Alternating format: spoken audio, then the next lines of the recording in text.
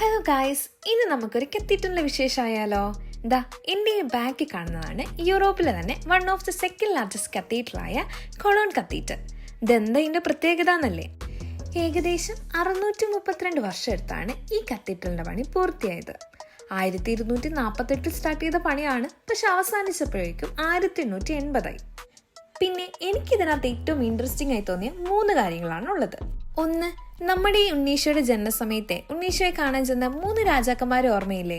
അത് തന്നെ ആ പൊന്നുമീറയും കുന്തിരിക്കും കൊണ്ടുപോയ ആ 3 രാജാക്കന്മാരുടെയും തിരുശേഷിപ്പുള്ള പള്ളിയാണ് ഈ കത്തീഡ്രൽ.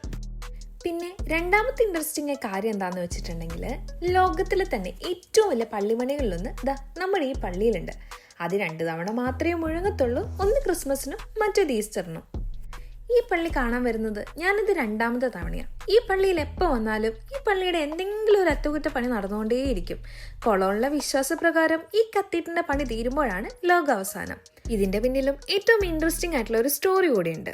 അതാണെന്നല്ലേ, പിശാചു ശില്പിയുമായിട്ടുള്ള ഒരു ഉടമ്പടി പ്രകാരമാണ് ഈ കത്തീഡ്രൽ പണിതെന്നാണ് ഇവരുടെ വിശ്വാസം.